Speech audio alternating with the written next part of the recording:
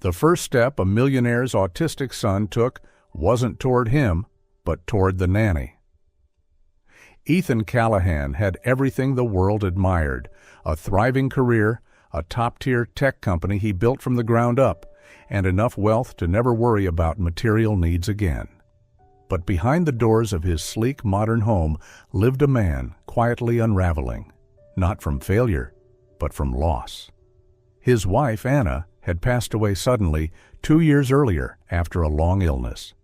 She left him with their son, Noah, only 2 years old at the time, with a diagnosis that shattered what was left of Ethan's world: autism. The boy didn't respond, didn't speak, didn't meet anyone's eyes. Ethan, a man who had always solved problems with logic and control, now found himself powerless.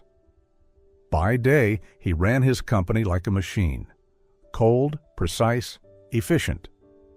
By night, he returned to a home that felt more like a museum: silent, echoing, filled only with the soft footsteps of staff moving carefully through the halls. Noah didn't cry, didn't laugh. His gaze was always fixed somewhere Ethan couldn't follow. He tried everything: doctors, therapists, specialists. But no one could unlock the boy. No one could replace Anna, the woman who used to cradle Noah every night and whisper that everything would be okay. Ethan hadn't just lost his wife. He had lost the ability to connect with his only son. And then, one day, something began to shift. Not because of a renowned expert or cutting-edge therapy, but because of a woman he had never placed any hope in. A woman hired simply to mop the floors. Since Anna passed away, Ethan had hired 7 different nannies. Not one lasted more than 3 months. Each arrived with an impressive resume: degrees in psychology, training in behavioral therapy, even experience at specialized autism centers. But one by one, they left. Some discouraged, some in tears, and some refusing to return after a single, emotionally draining evening. Ethan didn't blame them, but he didn't forgive them either. He dismissed every one of them with cold efficiency. To him, if they couldn't connect with Noah, they had no place in his home. And each time the front door closed behind yet another failed attempt, Ethan found himself right back at the beginning: just him, Noah, and the impossible silence that stood between them. Noah wasn't difficult. He didn't scream or throw tantrums. But his silence, unyielding, heavy, and impenetrable, was what drained people most, like speaking into a void that never answered back. Ethan grew more impatient with each passing month. He began enforcing routines: strict schedules, meticulously balanced meals, mandatory speech therapy. He believed structure would save his son. But the tighter he gripped, the further Noah withdrew into the invisible world he seemed to prefer, a world Ethan had no map for. Then Grace Turner arrived. No fancy qualifications, no promises. Just a quiet woman who submitted an application for housekeeping. Ethan hired her almost thoughtlessly. He needed someone to clean, not someone to hope for. She entered the house like a soft breeze, shifting nothing, asking for nothing. She didn't inquire about Noah or request guidance. She simply did her work, mopping floors, folding towels, picking up scattered toys. Ethan barely noticed her. He didn't expect anything. And yet, she became the first person who didn't retreat in the face of his son's silence. Grace Turner didn't bring much with her when she walked into the Callahan house: a small backpack, a few neatly folded clothes, and a presence so unremarkable most people wouldn't remember meeting her. She didn't try to impress, didn't go out of her way to please. She simply showed up, on time, hardworking, quiet. Ethan barely noticed. To him, Grace was a temporary replacement, a name on a schedule he barely glanced at. She didn't ask about Noah. She didn't request instructions or make small talk about the revolving door of nannies before her.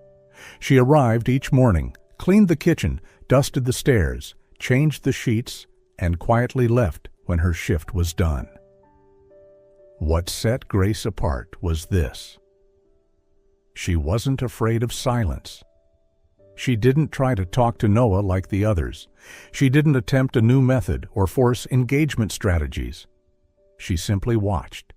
Once, when she saw Noah sitting under the table, staring at the reflection of light on the floor, she didn't call him out. She sat on the opposite side of the room, cleaning gently, keeping just enough distance.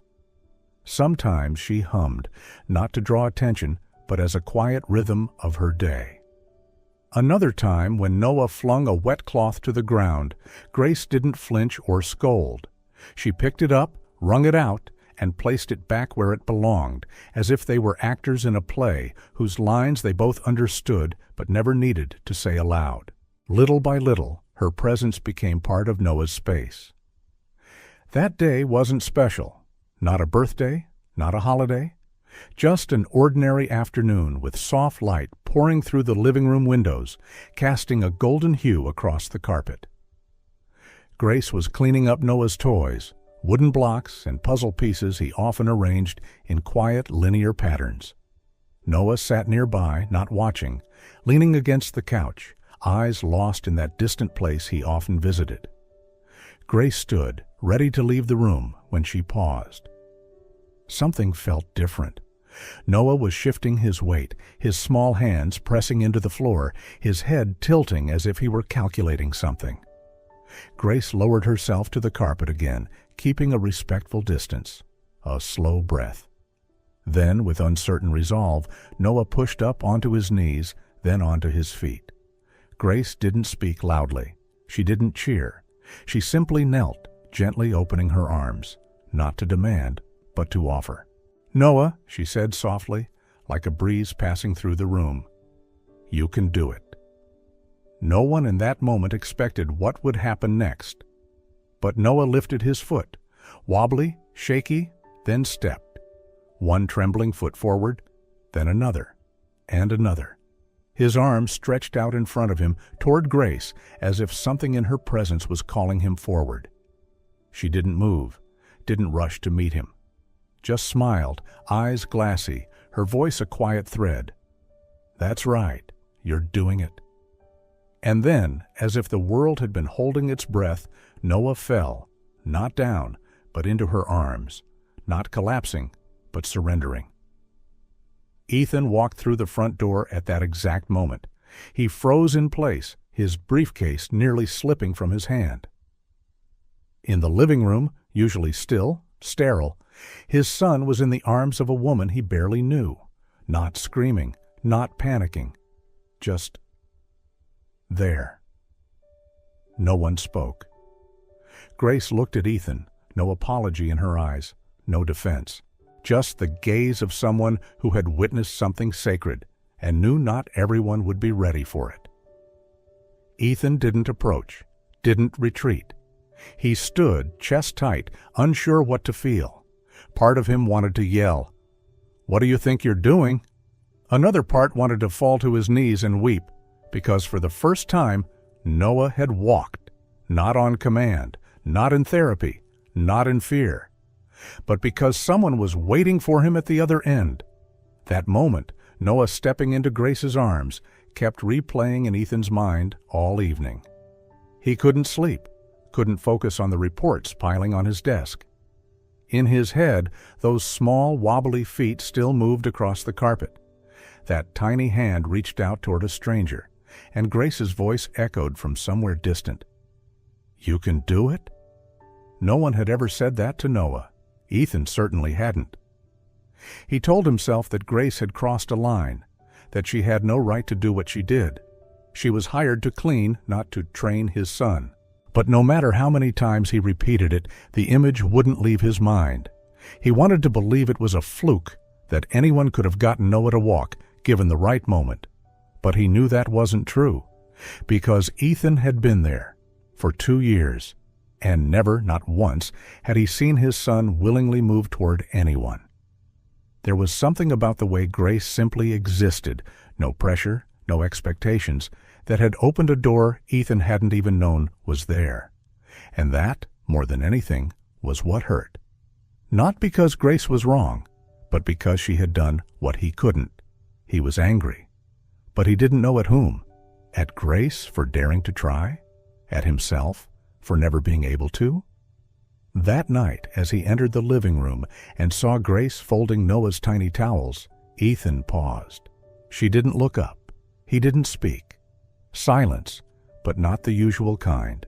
Not cold, just strained. Finally, he spoke, his voice dry, like he had to drag the words from somewhere deep. "I didn't hire you to do that?" Grace looked up, not defensive. She simply nodded. "I know," she said softly. "I just couldn't ignore it when I saw him trying." Not an apology, not a challenge, just the truth. And that truth, light as it was, struck Ethan in a place he didn't know how to name. He turned and walked away. But something inside him had started to crack. Every night, when the house grew quiet and Ethan retreated to his study, Noah grew restless, crying and kicking in his crib, refusing to calm down. Grace couldn't ignore it. Even though she no longer intended to stay, she still felt responsible for the little boy. One night, almost instinctively, she picked him up, sat down in the rocking chair, and began humming a simple childhood tune. The gentle sound repeated the same motif. To her surprise, Noah's breathing slowed, and his small body gradually relaxed in her arms. It was the first time she had seen him calm down so quickly. From that night on, Grace repeated the routine. After finishing the housework, she waited for Noah to become restless. Then she would gently lift him up, humming the same soothing melody. She didn't sing the words, only a steady breath, as if her voice alone was enough to comfort him. Noah began responding almost immediately. His eyes blinked slowly, his little fists opened as he listened. Within minutes, he relaxed against her chest and drifted into sleep. For Grace, it became a moment of peaceful connection, helping her forget the burdens of the household for a while. She didn't think anyone would notice, but she didn't know that Ethan had begun pausing outside the nursery door. The first time he heard the melody, he stopped only out of curiosity. He had never heard Grace sing and wondered why she was in Noah's room for so long. But when he leaned slightly against the doorway, something unexpected struck him. The soothing sound filled the hallway in a way the house had been missing for months. He stayed longer than he intended, quietly listening as Grace's voice lulled Noah to sleep. Ethan told himself it was just coincidence, but the following night he returned to the same spot outside the door. He leaned against the wall, arms crossed, listening to the steady melody. The sound wasn't professional or trained, but it carried a warmth that unsettled him. From inside the room, he heard Noah's cries fade, replaced by peaceful breathing. For a man used to controlling everything with strict rules and money, such a simple act was almost unbelievable. He remembered countless nights when Noah refused to settle, even after he had called nannies, doctors, and even specialists to explain why his son couldn't sleep peacefully. No advice had ever worked. And yet here was Grace, the woman he had almost dismissed, soothing the boy with nothing more than a lullaby. Ethan didn't step inside. He stood at the door, careful not to reveal his presence, but he couldn't deny the impact of that ritual on him. The emptiness in the house, haunting him since his wife's death, suddenly shifted when Grace sang. He still resisted the thought, but part of him knew he had begun to look forward to those minutes every night. Grace had no idea Ethan was silently there. To her, she was simply doing what felt right for Noah. She didn't see it as anything extraordinary. It was a lullaby she remembered from her own family, a tune her mother had sung to her as a child. She had no idea it was affecting both Noah and Ethan so deeply. Each night, she entered the nursery with the same quiet determination. No matter how tiring the day had been, she cradled Noah, rocking gently in the chair, repeating the melody until his eyelids grew heavy. She noticed small changes. He rested his head on her shoulder more easily, no longer resisted sleep, and the tension in his little body slowly disappeared. To her, it was a sign of trust, a proof that even though she was preparing to leave, she had made a small difference. In those quiet minutes, she almost forgot her decision to go. The room felt different, warmer, filled with something fragile, yet real. She thought it was a moment shared only between her and Noah, unaware that someone else was also there, just outside the door. Meanwhile, Ethan carried his own conflict. Each time he heard the lullaby, emotions he had buried resurfaced. The sound reminded him of his late wife. Though Grace's voice was different, not the same at all, it filled a similar void. The house had been silent for too long, filled only with Noah's cries and his own stern commands. The gentle melody pierced that silence, replacing it with something more tender. Ethan found himself lingering at the door longer each night, sometimes leaning against the frame, sometimes closing his eyes as if letting the sound sink deeper. He never admitted it, but he needed those moments almost as much as Noah did. They gave him back something he had lost, the sense that a home was not only a place of grief and control, but also a place where comfort could still exist. Though he kept his coldness during the day, at night he became the silent witness of that tender ritual. He began to wonder what would happen when she left, and whether the silence would return, harsher than before. Days went by, the routine continued. Grace sang, Noah relaxed, and Ethan listened. Every night was the same. Yet for Ethan, each time carried a new weight. He never spoke to anyone about standing at the nursery door. He didn't want Grace to know he was there, nor did he want to face the weakness of admitting he depended on those moments. Still, he couldn't stop himself from returning. It was as if the melody filled not only the nursery, but also the emptiness in his own life. For the first time in months, he felt the crushing silence of the house ease. He still intended to let Grace go, believing it was the right thing, but deep down, he feared losing the sound that had accompanied his nights. And so, unintentionally, Ethan also became part of the nightly ritual. Grace sang, Noah found peace, and he stood quietly at the door, absorbing a melody that had breathed life back into a house long overshadowed by loss. The storm began late at night, rattling the windows with heavy rain and thunder. Ethan was in his study, pretending to read documents, though his focus drifted to the sound of the storm outside. Noah had already grown restless in his room, and Grace moved quietly down the hallway, checking everything. Then, without warning, the power went out. The house, once filled with light, was swallowed by darkness. Ethan froze. His heart clenched as Noah's cries tore through the silence. The crying grew louder, full of fear, as the boy struggled to make sense of the sudden change around him. Ethan ran to the nursery, but froze at the door. Noah trembled, screaming, clutching the crib rails, while Ethan's feet felt nailed to the floor. Every cry from his son was a reminder. He was failing him again.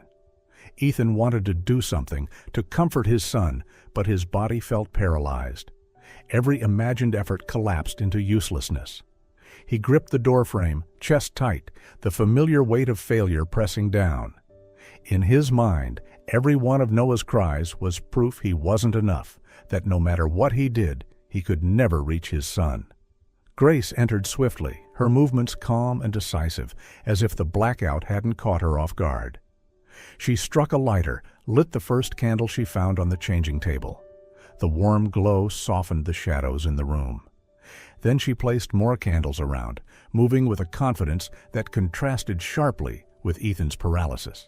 When the dim light returned, she stepped to the crib and lifted Noah without hesitation. She held him close, rocking gently, her voice rising in the familiar lullaby.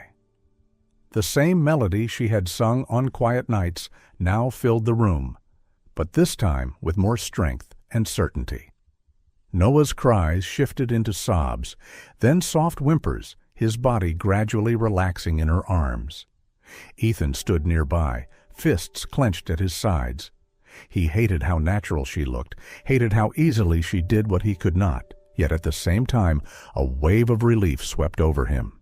He saw Noah calm in Grace's arms, something that had seemed impossible only moments earlier.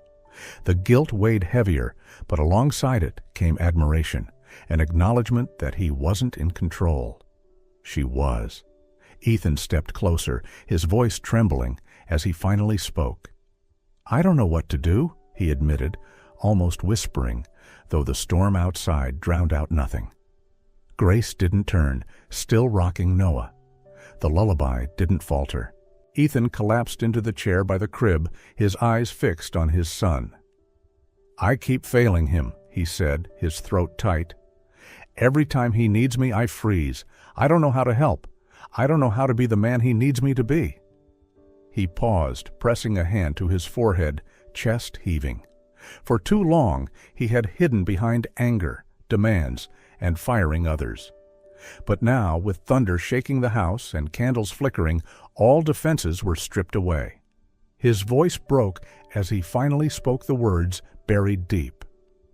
"I'm afraid I'll never be enough for him."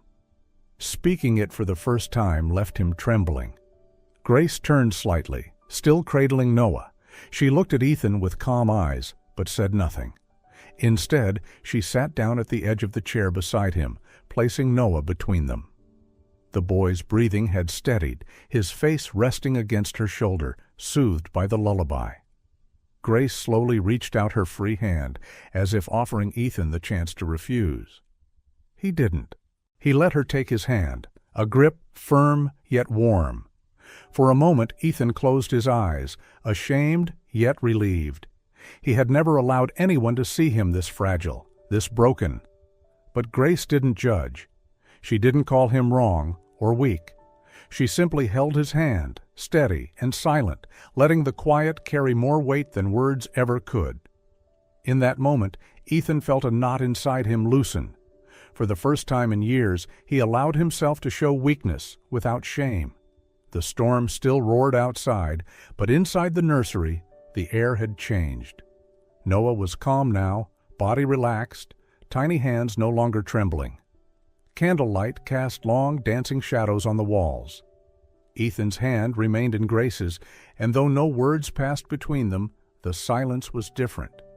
It was no longer the heavy silence of grief or guilt that had hung over the house for so long, but the silence of understanding, a space where he could breathe. He felt that Grace wasn't carrying his burden for him, but sharing it, reminding him he wasn't alone in this fight. For months, Ethan had pushed everyone away, convinced no one understood his pain or his son's needs. Yet here was Grace, showing him that fear didn't have to destroy him. He felt small, but not powerless, vulnerable, but not abandoned. For the first time, he began to believe that maybe being enough didn't mean never failing. It meant never giving up. As the storm outside calmed, the room settled into quiet. Noah slept soundly, his breath soft against Grace's shoulder. She gently laid him back in the crib, pulled up the blanket, then returned to her seat. Ethan still sat there, his hand entwined with hers. He didn't say thank you, didn't try to explain. There was no need.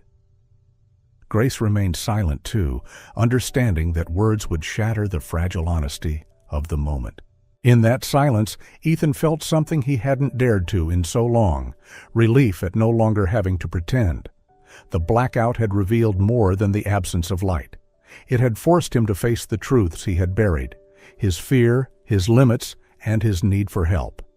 And though he had just admitted his weakness, he felt no shame. With Grace's steady hand in his, he felt something new, something he thought he had lost forever. The courage to keep going, even in the dark. The next morning, the house felt wrapped in a soft haze, still quiet, but no longer cold. Ethan woke up later than usual. The emotions from the night before clung to him like fog. He couldn't remember the last time he cried. Maybe the night Anna died, or maybe long before that, back when he was a boy who didn't yet know how to hide everything behind silence.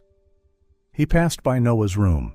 Inside, the boy was asleep, arms wrapped around a soft pillow, and a stuffed bear Ethan didn't recognize.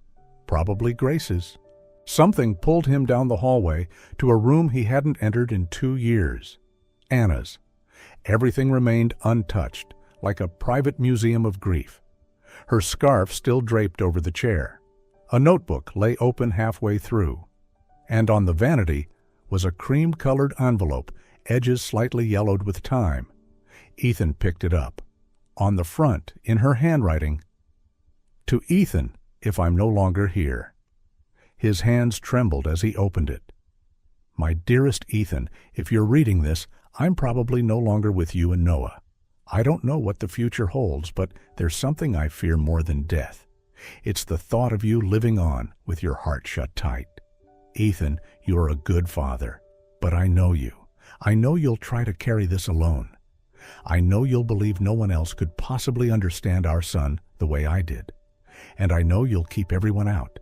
But Noah needs more than that. He needs someone willing to stay, and so do you. Someone will come, not to replace me, but to help you unlock a door you've kept sealed. Don't shut them out. Let yourself be loved again in a new way. I always believed that one day you wouldn't feel so alone, because the only thing I'm taking with me is that hope. Love always, Anna." Ethan folded the letter with trembling hands. He sat there for a long time. No tears, no movement, just breathing, heavy but lighter than anything he'd felt in 2 years. That night, when Grace sang to Noah as usual, Ethan didn't wait by the door. He opened it, walked into the room. He said nothing. But Grace saw, and for the first time they looked at each other not as employer and employee, but as two people carrying quiet grief, learning how to heal together. Grace had planned to leave that weekend. No one told her to. It was just a feeling, like a door she had quietly entered was now gently closing. Noah had made progress. Ethan? She wasn't sure. He spoke little, revealed even less. But something in her told her she was nearing the edge of where she belonged. She'd received an offer from a center for autistic children in another state. Steady work, decent pay, and above all, a place where she could continue doing what she believed in. That evening, after singing Noah to sleep, Grace was in the kitchen packing up quietly. She folded the dish towels one last time, aligned the spice jars, small rituals, like saying goodbye without words. Ethan entered, standing still for a moment. He looked around, a space that had once felt cold, now gently alive. "You're leaving?" he asked plainly. Grace looked up, unsurprised. She nodded. "Yes, I think I've done what I could. Noah, he's better." Ethan's hands tightened at his sides. His throat felt dry. "Don't go," he said, soft but certain. Grace stared at him, unsure. "I'm not saying this as your employer," Ethan continued. "I'm saying it as a father, as a man, who's afraid of losing the one good thing he's just begun to get back." Grace stood frozen. Ethan took a breath. "I've lived in the dark too long. Since Anna died, I shut the world out. But you didn't knock. You just sat. You waited. You sang. You loved without asking for anything back. I don't know what's ahead. I can't promise much. But I know Noah needs you, and I do too." Grace still didn't answer. In her eyes was hesitation, not because she didn't want to stay, but because she wasn't sure something this good could be real. "I'm scared," she whispered. "I'm used to leaving before things fall apart." Ethan stepped closer, his voice a breath. "Nothing's falling apart here, Grace. Maybe for the first time, we're learning how to build again." A long pause. Then Grace smiled, tired but relieved. She nodded, and for the first time, she embraced Ethan. Not because she needed shelter, but because she'd found a place to rest. In a house once filled with silence, two broken souls were learning how to stand together. That morning, the sky was unusually clear after weeks of cold rain. Grace was in the backyard, replanting clusters of lavender along the wooden fence. Ethan sat nearby on a bench, a cup of hot coffee in his hand.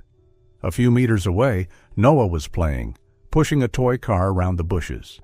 He wasn't looking at anyone, but he wasn't hiding either. The fact that he was even willing to be outside was already a miracle. Ethan watched his son, his gaze tender yet hesitant. He still wasn't used to the change. It felt too fragile, as if the smallest misstep could shatter everything again. Grace, as always, remained quiet, patient, never forcing anything. "He likes the wind," Grace said softly, her eyes never leaving Noah. Ethan nodded. "Yeah, Hannah did too. She used to say the wind made everything easier to breathe." A moment of silence followed, but it wasn't heavy. Then it happened. Noah's toy car hit a small stone, tipping slightly to the side, and a tiny bug suddenly crawled out from under the wheel. The creature scurried forward, bumping into Noah's leg. The boy, startled, stepped back, and then, unexpectedly, laughed. A short laugh, light and quick, like a breeze. Ethan's head snapped up immediately. Grace turned too, as if she couldn't believe her ears. And then Noah laughed again, this time louder. He watched the little bug climbing onto a leaf, his small hands patting his thighs as if to share his delight. Grace set her gardening tools aside, tears spilling down her cheeks, even as her smile grew. Ethan moved closer, kneeling beside his son, his eyes wet. "Noah?" he called, his voice trembling. The boy didn't answer, but he kept laughing. And in that moment, without language, without explanation, Ethan knew. They had truly reached him, not through therapy, not through strict structure, but through love, patience, and a quiet faith that had endured for 2 years, that one day his laughter would return. And now, here it was. Gentle, warm, and so genuine that it felt as though the whole world had stopped just to listen. 3 years passed. The house that was once silent was now filled with the sound of little footsteps, laughter echoing here and there, and the music from the Bluetooth speaker that Grace played every morning. Noah had grown, no longer the boy withdrawn into the shadows. He studied at a special school nearby, with teachers who understood him, and a flexible schedule that gave him a sense of safety. Every afternoon he came home and hugged Grace as if it were a ritual he couldn't live without. Ethan was different too, more than ever. He was still a CEO, still busy, but now he had learned how to be present, truly present, in each moment with his son and the woman who had changed everything. And today was Grace's day. After years of waiting, she had finally completed her special training program in education for children with autism, a dream she once thought she would never get the chance to fulfill. The graduation ceremony was held in a small, cozy hall. Ethan and Noah sat in the front row. Noah wore a white shirt, holding a small bouquet of flowers that Ethan had helped him choose that morning. He didn't say a word, as usual, but his eyes followed Grace's every step as she walked up to the stage to receive her certificate. When her name was called, the hall erupted in applause. Ethan stood up, unable to hide his pride. But what surprised him wasn't his own emotion. It was Noah. The boy tugged lightly at Ethan's sleeve, raised the bouquet high, and then slowly walked toward the stage, hesitant yet determined. Grace looked down and saw Noah coming toward her, her heart stopping in her chest. Ethan didn't dare breathe. Noah stopped in front of her, wide-eyed, his breath uneven. And then, so softly, he spoke, "Mommy." The entire hall fell silent. Grace burst into tears, dropping to her knees as she embraced Noah. Ethan raised a hand to his mouth, but the sob broke free, loud, raw, and liberating, as if years of grief had finally found release in one sacred word. Years of waiting, years of effort, now rewarded by a single word. More sacred than anything he had ever heard in his life. Not Miss Grace, not the caregiver, but Mommy. That word was not just for Grace. It was for everyone who had stayed, who had loved, who had refused to leave when things grew hard. That day was not only the day Grace graduated, it was the day their family was recognized.